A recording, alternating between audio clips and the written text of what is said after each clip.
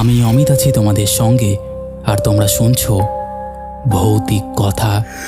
কিছু অনুভূতি এমন যা তোমাদেরও হতে পারে। ঘটনা স্ক্রিপ্টিংয়ে রয়েছে নেহা। Welcome back.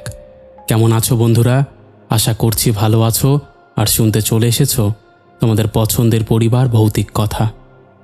আজকে তোমরা বেশ কিছু ঘটনা শুনবে এবং প্রত্যেকটা ঘটনাই একদম ইউনিক। আর আমাদের ভৌতিক কথা পরিবারের ঘটনা কেমন হয় তোমরা তো জানোই, আমরা কখনো অতিরঞ্জিত কিছুকে প্রমোট করি না বা শোনাই না। যাই হোক, আর কথা বাড়াবো না। তোমরা অবশ্যই লাইক কমেন্ট শেয়ার করে দিয়েছো আমি জানি। চলো এবার আমরা শুরু করি আজকের প্রথম ঘটনা। শুরুতেই বলি, কেমন আছো অমিতদা? আশা করি ভালো আছো। আর যদি বা ভালো না থাকো, ভগবান যেন তোমাকে ভালো রাখে। আমি সোনু মণ্ডল, ব্যারাকপুর থেকে বলছি। আমি আজ যে ঘটনাটা বলবো সেটা আমার সাথে ঘটা ঘটনা। ঘটনাটা খুব বড় হবে, কিন্তু যদি একবারে না বলতে পারো তাহলে 2 বারে বলো বা 3 বারে বলতে পারো। কারণ এই ঘটনার শুরু হয় 2002 থেকে, আর এই ঘটনার শেষ এখনও হয়ে ওঠেনি, আমার সাথে এখনও ঘটে যাচ্ছে। যাই হোক, 2002 সালে আমি তখন অনেকটাই ছোট। সেই সময় শৈশবের দিনগুলো খুব ভালোভাবেই কাটত। সকালে বিকেলে মাঠে ঘাটে অনেকেই অনেক রকম খেলা করতাম। তার মাঝেই ছিল একটা খেলা, লালটুর ভাই পল্টু। যদিও কথাটা শুনে একটু হাস্যকর, তাও এই খেলাটা সবাই খুব মজা করে খেলতাম। আর আমাদের পাশের বাড়িতেই একটা দাদা ছিল, তার নামও ছিল লালটু। লালটুদার সামনে এই খেলা খেললেই খুব রেগে যেত সে, আর সাত ছাড়া দিনগুটি এইসব খেললেও রেগে যেত খুব। আমরা সেই সব না ভেবেই নিজেদের খেলাতেই মেতে থাকতাম, কিন্তু আমরা এটা জানতেও পারিনি সেই লালটুদা ভেতরে ভেতরে নেশাতে এইসব নিয়ে এত রেগে যেত যে নিজেই শরীরকে নিজে আঘাত করত, হাত কাটত। এইসব সে শুরু করে দেয়। হঠাৎই কদিন পর পর বাড়িতে খুব ঝামেলা করত, আর চিল্লাতে চিল্লাতে বলতো সবাইকে মেরে ফেলবো যদি এরপর ওর কেউ পেছনে লাগার চেষ্টা করে তো। যাই হোক, আমরা এইসব বেশি মনে রাখতাম না। খালি মা বলতো ওর সামনে ওইসব বেশি খেলবি না, আর কিছু বলবিও না। সেটা ভেবেই আমরা চলছিলাম। ভয়ও লাগতো, মাঝে মাঝেই ঝামেলা করত। নিজের হাত এমনভাবে কাটত যেন কেউ ধান খেতে ধান কাটছে, আর সেইভাবেই অঝরে রক্ত ঝরে পড়ত। তারপর শুরু হলো ফাঁসি দেওয়ার হুমকি। হঠাৎ জানালা দরজা বন্ধ করে ফাঁসি দেবে বলে হুমকি দেওয়া শুরু করলো। পাড়াশুদ্ধ মানুষ সবাই ভয় পেতে লাগলো। সেসব দেখে যখন এটা 10-12 বছর পার হয়ে গেল, তখন আর কেউ এটাকে সিরিয়াস নিত না। খেতে বাঘ এসেছে, রাখালের গল্প সেই রকম। হঠাৎই একদিন শুক্রবার ছিল। সেদিনটা খুব ভালো করে মনে আছে, কারণ আগে সেই সময় শুক্রবারে একটা ভূতের সিরিয়াল হতো স্টার প্লাসে। সেদিন বিকেলে আমরা পাশের মাঠে খেলছিলাম। হঠাৎ শুনি খুব জোর করে লালটুদার বাড়ি থেকে কান্নাকাটির আওয়াজ আসছে। সবাই গিয়ে দেখি লালটুদা সত্যি সেদিন গলায় দড়ি দিয়ে মারা গেছে। জানালাটা খোলা ছিল। সেই সব দেখে তো আমরা সবাই এত বেশি ভয় পেয়ে গিয়েছিলাম যে কি বলবো। পুলিশ এসে বডি নিয়ে গেল। বিকেল সন্ধে হয়ে গেল। সেই দিনে আবার সেই ভূতের সিরিয়াল দেখে আরও বেশি ভয় পেয়ে গেলাম। আমার মা আমাকে আর আমার দাদাকে পাঠিয়ে দিল আমার মাসির বাড়ি বেলগাছিয়াতে। তো ওইখানেই আমাদের দুপুরবেলায় ঘুমানোর রীতি ছিল যে সবাই দুপুরবেলা খাবারের পরে ঘুমোতে হবে। আমাদের মন হতো না, তাও জোর করে ঘুমোতাম। এইভাবে 3-4 দিন কেটে যাওয়ার পর হঠাৎই একদিন বিকেলে উঠে দেখি আমার পাশে আমার মা বাবা, দাদু, মাসি, বাড়ির আশেপাশের সবাই লোকজন আমাকে ঘিরে দাঁড়িয়ে আছে। আমি তো দেখে প্রথমে অবাক হলাম। তারপর আমাকে সবাই একে একে জিজ্ঞেস করতে শুরু করলো আমি অত দূরে কি করতে গেছিলাম। আমি বললাম কোথায় গেছিলাম? সবাই বলছে 1.5 কিলোমিটার দূরে বড় ঝিল পাড়ে কি করতে গিয়েছিলাম। আমার শুরুতে কিছুই মনে না পড়াই আস্তে আস্তে মনে পড়ল আমি তো স্বপ্ন দেখছিলাম এমন, যে লালটুদা আমাকে ডাকছে, বলছে আয় সোনু চল, লালটুর ভাই পল্টু খেলবো। তো আমি সেটা ভেবেই তার পেছনে পেছনে যাচ্ছিলাম। বাট সেইটা যে আমি সত্যি হাঁটতে হাঁটতে চলে গিয়েছিলাম জানতাম না। তারপর আমার মাসির মেয়ে আমার দিদি আমাকে বলল যে আমি নাকি হঠাৎ ঘুম থেকে উঠে একা একা ঘরের দরজা খুলে বেরিয়ে গেলাম। তারপর আমাকে নাকি ডাক দেয়, আমি সাড়া না দিয়ে চলে যাই। তারপর বাইরের দরজা খুলে একা হেঁটে হেঁটে সোজা যেতে থাকি সেই ঝিলের দিকে। তারপর আমাকে আমার দাদার কিছু বন্ধুরাও জিজ্ঞেস করে যে কোথায় যাচ্ছিস ভাই। আমি নাকি সাড়া না দিয়ে চলে যাই। তারপর ঝিলপাড়ে গিয়ে দাঁড়িয়ে থাকি। আমার দিদি ওখানে গিয়ে আমাকে বলে, কি করছি এখানে, আমি কেন এসেছি। আমি নাকি কোনো সাড়া না দিয়ে ঝিলের দিকে ইশারা করি। তারপর আমার দিদি আমাকে জোরে একটা চর মারে, আর আমি নাকি সেখান থেকে দৌড়ে একেবারে সেই বিছানাতেই এসে শুয়ে পড়ি। তারপর বিকেলে সবাই এসে মাসিরা খবর দেয়। তখন তো আবার মোবাইল ছিল না, এসটিডি বুথ থেকে কল করতো সবাই।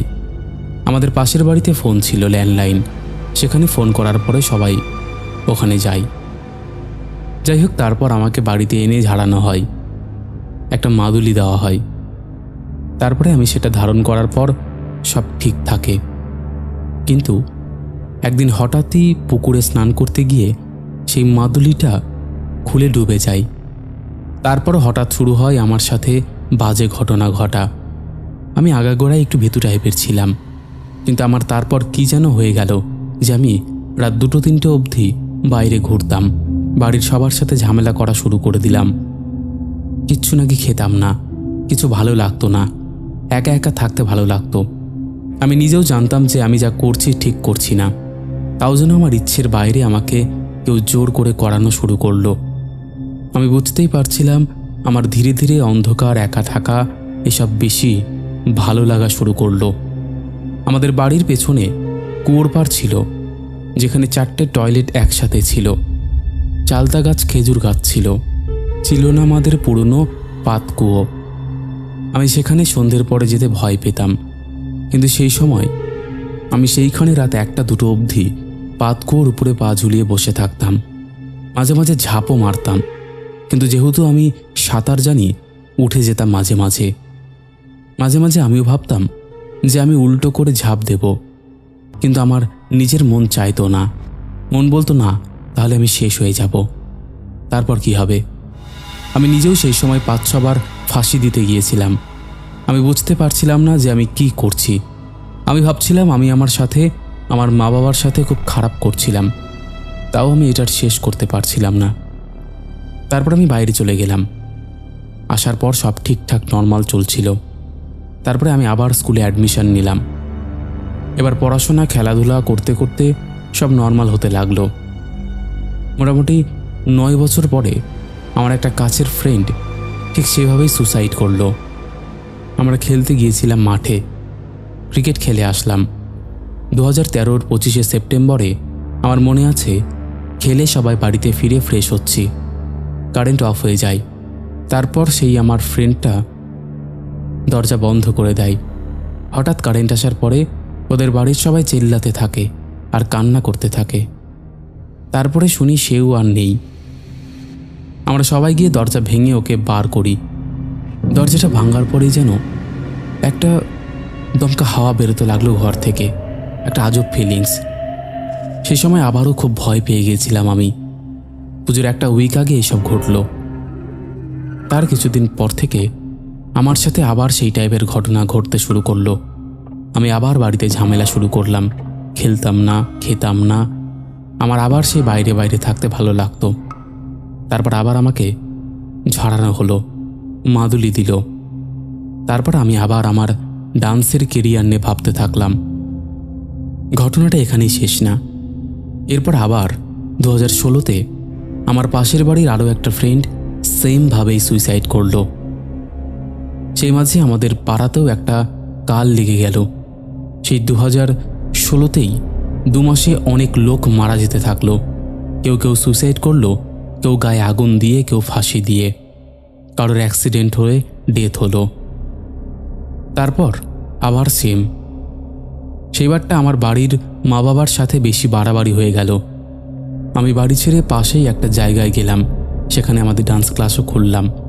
সাথে পাশের রুমটাও ভাড়া নিয়ে সেখানেই থাকতে শুরু করলাম। আমার যেন আমাদের পাড়াতে গেলেই নিজের মাইন্ড ঠিক থাকতো না। আমি খালি বাড়ির লোকদের সাথে ঝামেলা করতাম, আমার নিজের ক্ষতি করতাম। নিজে ফোন কিনলাম কষ্ট করে, নিজের বাড়িতে গেলে সেই ফোন ভেঙে দিতাম। এমন 3টে ফোনও ভেঙে ফেলেছি। তারপর 2019-এ আমার ক্লাসের একটা স্টুডেন্টও সুইসাইড করলো দুর্গাপুজোর নবমীর দিনে। তারপর আমি মাঝে মুম্বাইতে চলে গেলাম ধর্মেন্দ্র স্যারের ডান্স ক্লাসে, যেটা আমি 2016 থেকে শুরু করেছিলাম। তারপর 2020-তে লকডাউনের 6 দিন আগেই জাস্ট ফিরেছিলাম আমি। তারপর লকডাউন শুরু হলো। সেই টাইমে আমার ক্লাস বন্ধ হলো। বাড়িতে অত ঝামেলা করছিলাম যে যেতে পারছিলাম না। খাওয়া দাওয়া, রুম রেন্ট দেবো কী করে সেটা ভাবতে ভাবতে আমার হাল খারাপ হলো। তারপর আমি জোম্যাটো, সুইগিতে কাজ করা শুরু করলাম, ডেলিভারির কাজ। এরপরে একদিন সেই শুক্রবারে 11:25 মতন বাজে একটা অর্ডার ঢুকলো। সেটা মোটামুটি 33 কিলোমিটার দূরে। যেইখান থেকে অর্ডারটা নিয়ে যাব সেটা হলো আমার সেই স্টুডেন্টের বাড়ির 3টে বাড়ির পরে। আর একটা কথা বলি, যে স্টুডেন্টটা সুইসাইড করেছিল ওই বাড়িতে ওরা রেন্টে থাকতো। আগেও ওই বাড়িতেই 2 বছর আগে একজন সুইসাইড করেছিল, একজন মেয়ে অ্যাক্সিডেন্টাল ডেথ হয়েছিল। তাই সেই বাড়িতে সে সময় আর কেউ ভাড়া যায় না। সে বাড়িতে 8 মাস ধরে পুরো খালি পড়েছিল। আমি মার্চেন্ট, মানে যার রেস্টুরেন্ট, সবাই তখন ঘর থেকেই ক্লাউড কিচেন করে বিজনেস করছিল। তাই সেই টাইমে ওরাও চালু রেখেছিল। আমি ওনাকে ফোন করে জিজ্ঞেস করলাম যে, দাদা অর্ডার কি আছে আর কত টাইম লাগবে? উনি বললেন 2টো বাটা মাছের থালি আর 12টা এক্সট্রা রুটি আছে, আর টাইম লাগবে 45 মিনিট। কারণ অর্ডার বেশি আসে না, তাই সব প্রিপারেশন করে রাখে না। কিন্তু সেই টাইম থেকে 45 মিনিট মানে রাত 12:20 বেজে যাবে। আমি ওনাকে বললাম, কোনো মতে অর্ডারটা ক্যান্সেল করা যাবে না দাদা? উনি বলল, না, কাস্টমার অনলাইন পেমেন্ট করে দিয়েছে। তাই আমি ওনাকে ঠিক 12:20-তে গিয়ে ওনাদের রাস্তাটাই না ঢুকে বাইরেই রোডে থেকেই ফোন করলাম যে অর্ডারটা কী হলো। উনি বললেন, না দাদা, আরও 30 মিনিট লাগবে। হচ্ছে, মাছ ডিপ ফ্রিজে ছিল তাই আইসড হয়ে গিয়েছিল পুরো, সেটাকে নর্মাল করতেই অনেক টাইম লেগে গেল। তারপরে আমার মাথা আরও গরম হয়ে গেল যে এত টাইমে আমি কি করব, আর গলিটা অনেকটাই সরু, তার উপরে ওই সব ওখানেও ঘটেছিল। তাই আমিও আর বাইক ঢোকাইনি, বাইরে রোডেই দাঁড়ানো ছিলাম। আর শুক্রবার গিয়ে শনিবার রাত শুরু হয়ে গেছিল। আর সবথেকে বেশি ভয়ের সেই রাতটা হয় যেখানে শুক্রবার রাত পেরিয়ে শনিবারের রাতটা।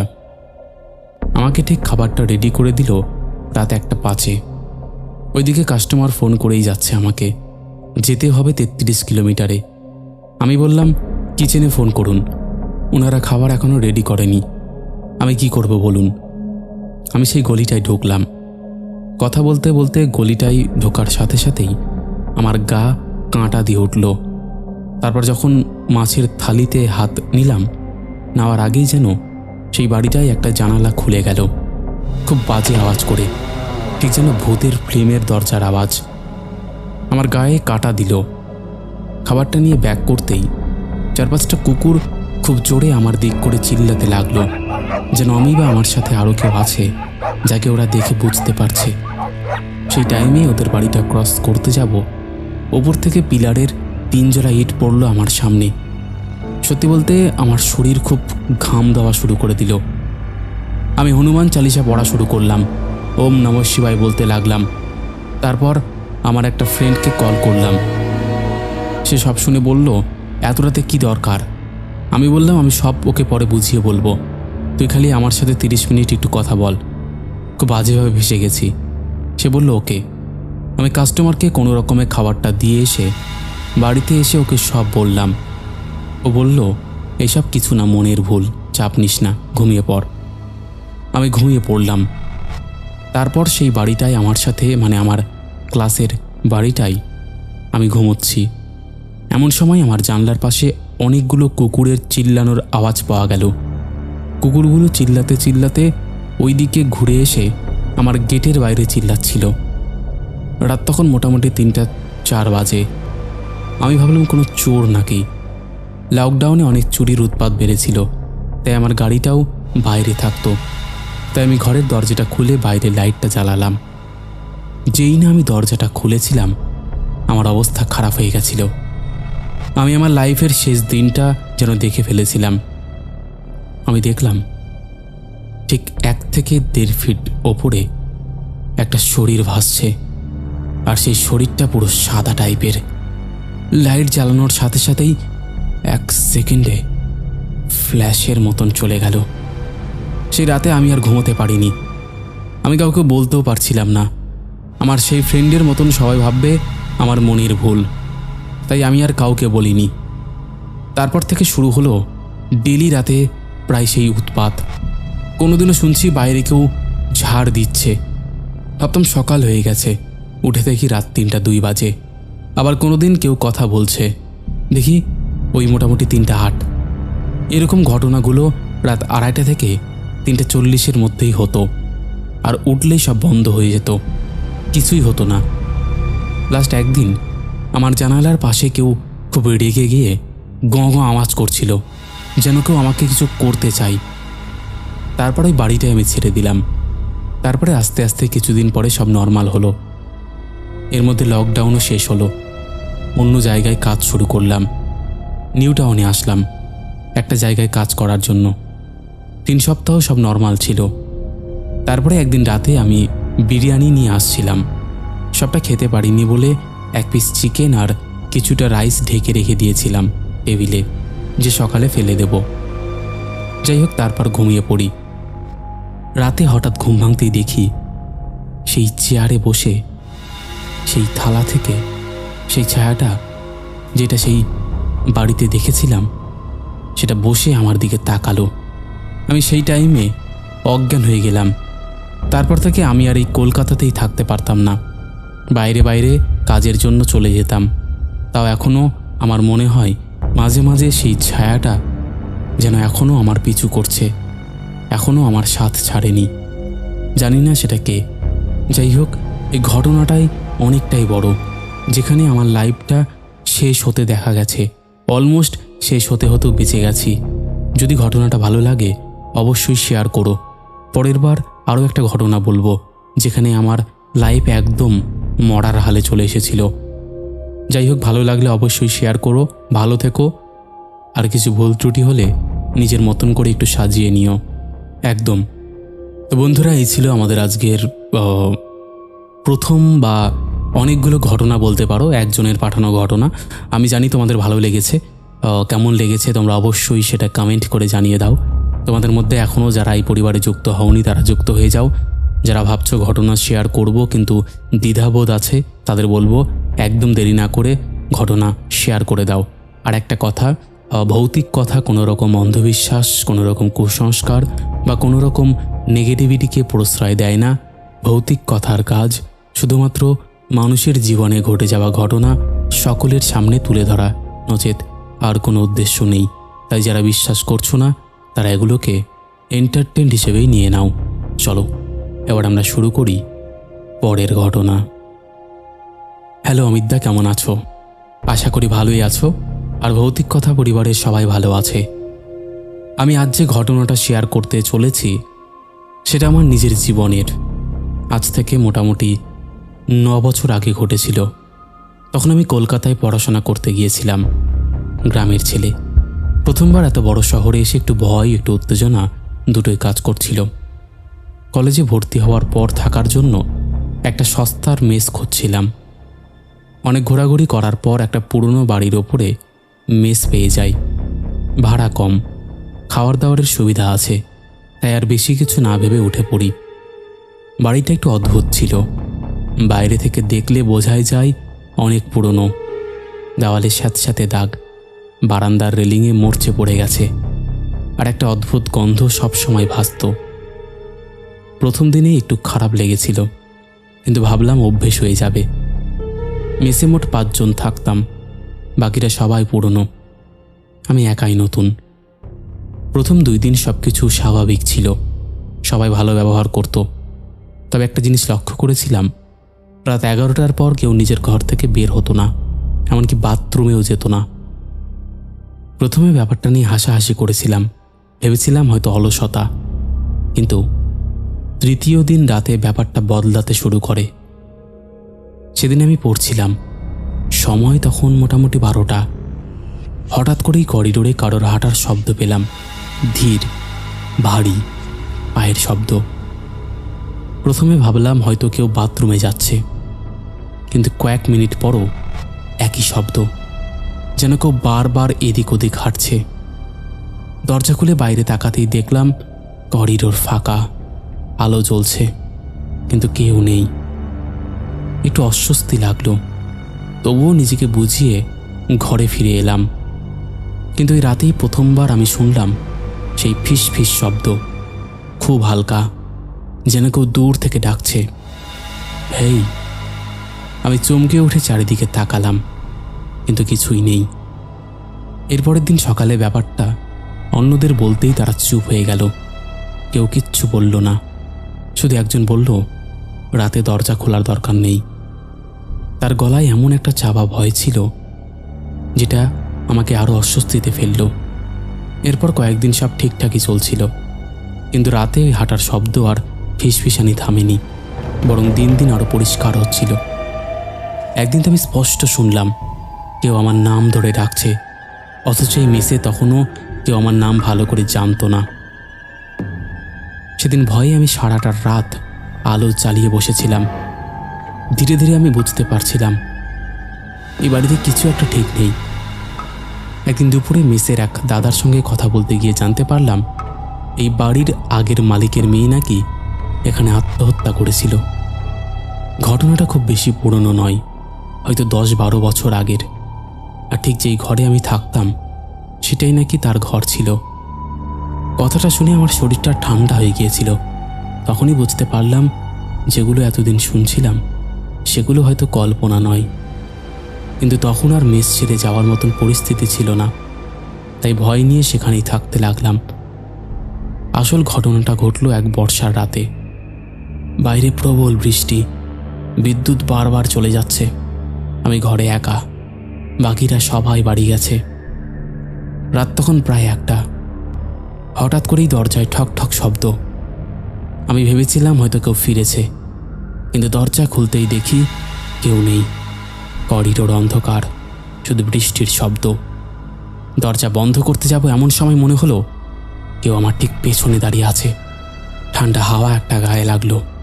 আমি ধীরে ধীরে পেছনে তাকাতেই দেখি ঘরের কোনায় একটা মেয়ের অবয়ব দাঁড়িয়ে, চুলগুলো ভিজে, মুখটা দেখা যাচ্ছে না।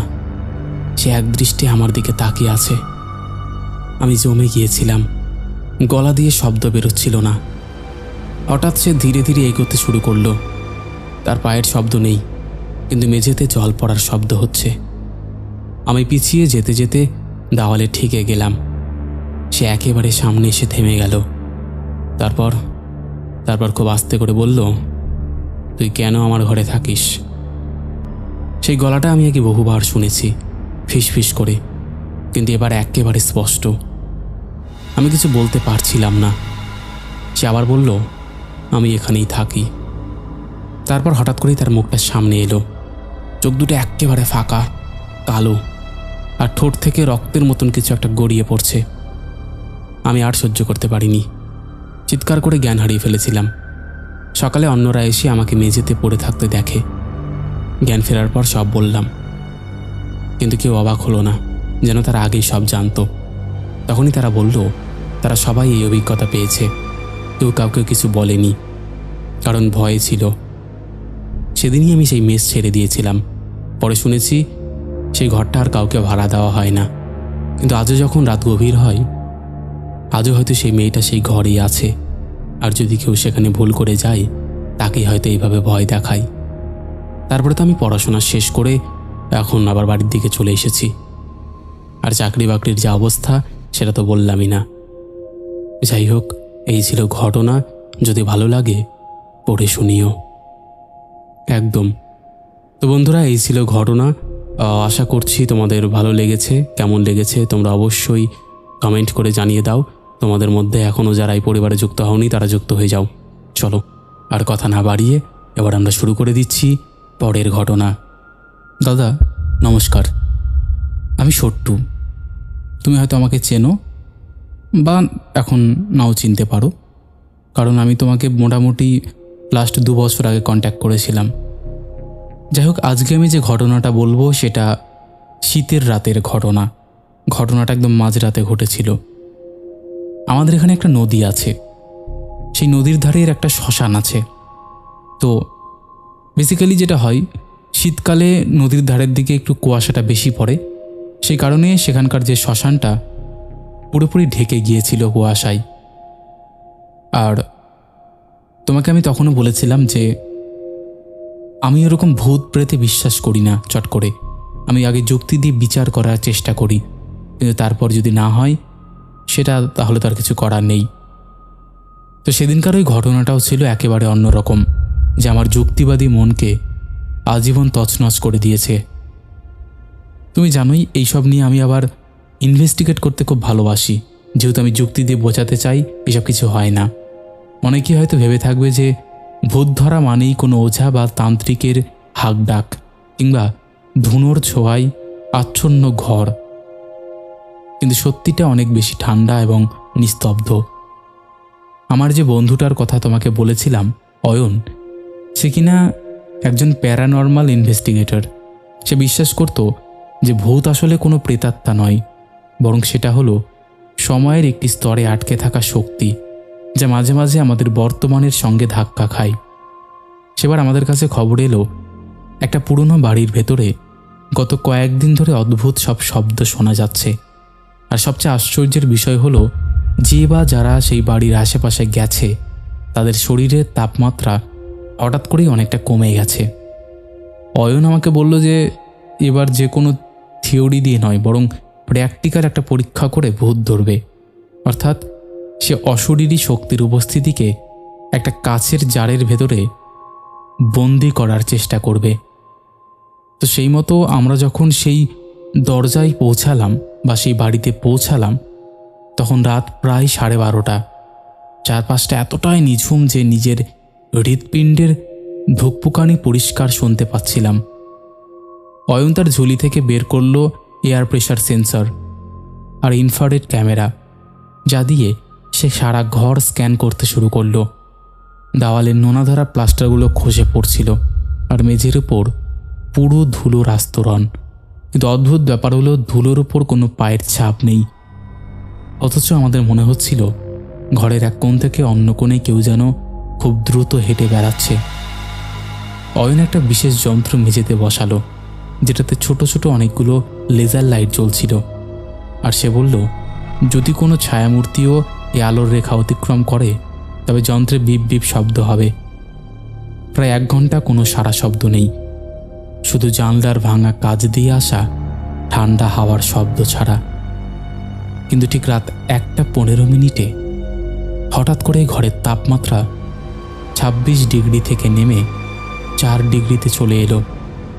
আমাদের নিঃশ্বাস থেকে কুয়াশা বেরোতে শুরু করলো, আর অয়নের হাতের মিটারটা পাগলের মতন লাফাতে শুরু করলো, যা সাধারণ কোনো বৈদ্যুতিক তারের জন্য সম্ভব নয়, কারণ ওই জঙ্গল ঘেরা বাড়িটাতে কোনো বিদ্যুতের সংযোগ ছিল না। অয়ন চিৎকার করে উঠল যে সে এটাকে দেখতে পাচ্ছে, অর্থাৎ তার থার্মাল ক্যামেরায় একটা গাঢ় নীল রঙের অবয়ব ফুটে উঠল, যা দরজার কাছে স্থির হয়ে দাঁড়িয়েছিল। সেই অবয়বটা মানুষের মতো দেখতে হলেও তার কোনো সুনির্দিষ্ট সীমানা ছিল না, যেন একটা ধোয়ার কুণ্ডলী যা মানুষের রূপ নেওয়ার চেষ্টা করেছে। অয়ন দ্রুত একটা ভ্যাকিউম চেম্বার অন করলো, যেটার ভেতরে খুব শক্তিশালী ম্যাগনেট লাগানো ছিল, আর সেই যন্ত্রের কাজ ছিল চারপাশের আয়নিক কণাগুলোকে নিজের দিকে টেনে নেওয়া।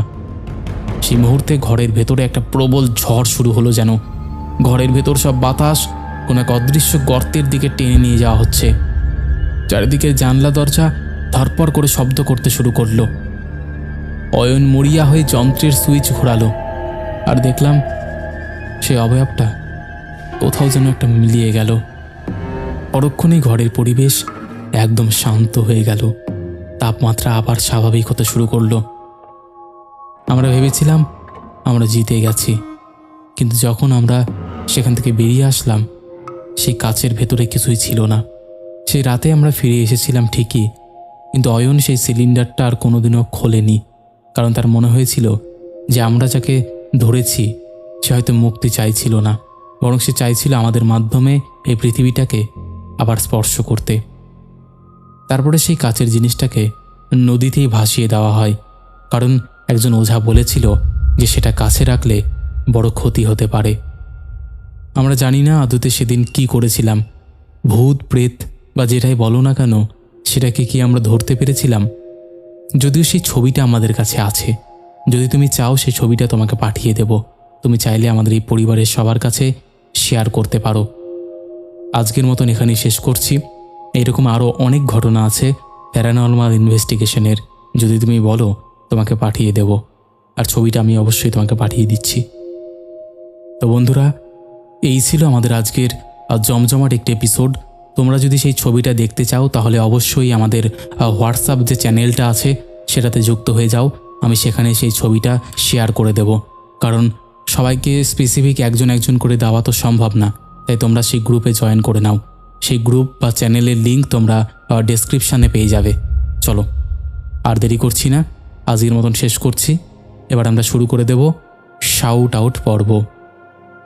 শেষের এপিসোডে ফার্স্ট কমেন্ট করেছে বৈষ্ণবী দেবী দাসী, সেকেন্ড কমেন্ট করেছে শর্মিষ্ঠা দাস, থার্ড কমেন্ট করেছে সঙ্গীতা মজুমদার। তিনজনেই লাভ লাভ রিয়াক্ট দিয়েছে। তারপরে কমেন্ট করেছে আরমান খান, এসকে আরাফুল হোসেন, পার্থ সারথী জগবন্ধু, অঞ্জলি মণ্ডল, তন্ময়, মামন মণ্ডল, আপরি দোলা, দেবরাজ পান্ডা, সুমন দেব বর্মন, বাবলু মণ্ডল, অনন্যা কর্মকার লিখেছে এখন বাজে রাত 12টা, আমি একা হেডফোনে তোমার বলা ঘটনা শুনছি। আর একটা কথা, ভৌতিক কথা আমার নেশা হয়ে গেছে, ভৌতিক কথা না শুনলে আমার ঘুম হয় না। Thank you Ananya. তারপরে কমেন্ট করেছে মল্লিকা ডেলি ব্লগস, লিখেছে দাদা কেমন আছো, আমি চলে আসলাম তোমার ভিডিও দেখতে, তুমি কোথায় থাকো একটু বলো। দাদা আমি একটা কথা জিজ্ঞেস করলাম, কিছু মনে করো না, তোমার কি বিয়ে হয়ে গেছে? আমার নামটা নিও, আরাধ্যা হালদার। না গো, বিয়ে হয়নি, আর আমার বাড়ি হচ্ছে বালুরঘাটে। তারপরে কমেন্ট করেছে সুমন্ত দাস, ডিজে ব্লগার অনিশ, লিখেছে আজই নিউ হেডফোন কিনলাম আর ঘটনা শুনছি, একটা আলাদা এক্সপিরিয়েন্স। Thank you. তারপরে কমেন্ট করেছে মনের ক্যানভাস, সুস্মিতা শিকারী, কবিতা সরকার, অঞ্জলি মণ্ডল, সমীর সরকার, লিখেছে অমিতদা আমি মধ্যমগ্রাম থেকে শুনছি, তোমার ঘটনা শোনার অপেক্ষায় থাকি, আমার নামটা একবার হ্যালো করে বলো, আমার নাম সমীর সরকার। হ্যালো সমীর। তারপরে কমেন্ট করেছে জবা দেবী, লিখেছে হ্যালো অমিতদা, আমি ডানকুনি থেকে জবা চক্রবর্তী বলছি। Thank you. তারপরে কমেন্ট করেছে আরিয়ান মজিদ, লিখেছে দাদা আমি ডানকুনি থেকে, আরিয়ান মজিদ প্লিজ আমার নামটা নেবে। হ্যালো আরিয়ান। তারপরে কমেন্ট করেছে ঝর্ণা দে, লিখেছে দাদা তুমি আমার কমেন্ট পড়ো না কেন? নাম হয়তো বলি, তুমি হয়তো কমেন্টে সেরকম কিছু লেখো না যে সেটা পড়তে পারবো। তারপরে কমেন্ট করেছে শান্তর দুনিয়া, সুভাষ বৈদ্য, লিখেছে তোমার সুমধুর কণ্ঠে ঘটনা শুনতে চলে আসলাম একদম। তারপরে কমেন্ট করেছে অসীম দাস, অনন্যা হালদার, সুস্মিতা দাস, মলয় চক্রবর্তী, লিখেছে দাদা থাম্বনেল দেখেই মনে হচ্ছে রেড লাইনের ঘটনা, জানি দারুণ হবে, তাই ঘটনা শোনার আগে লাইক কমেন্ট করে দিলাম। Thank you thank you. তারপরে কমেন্ট করেছে mister Ashik, Dip Mondal, Abhijit Das, Nisha study class, লিখেছে দাদা কেমন আছো, চলে এলাম তোমার সুমধুর কণ্ঠে ঘটনা শুনতে, তুমি এগিয়ে যাও এভাবেই, গড ব্লেস ইউ দাদা। Thank you. তারপরে কমেন্ট করেছে বিশ্বজিৎ সর্দার, রমিতা ঠাকুর, ইউডে দাস, শিহাব শাফিরুদ্দিন, দেবাশিস পণ্ডিত, বিজয় সরকার, SKS তারেক, সৌরভ মণ্ডল, লিখেছে দাদা তুমি আর আমাদের পরিবার আর অনেক দূরে এগিয়ে যাও। Thank you. তো এরকম অসংখ্য প্রিয় মানুষেরা আমাদের শেষের এপিসোডে কমেন্ট করেছে, যাদের কমেন্ট আমি আর চাইলেও পড়তে পারছি না। তো আজকের মতন এখানেই শেষ করছি, আবার দেখা হবে নতুন কোনো ঘটনা নিয়ে।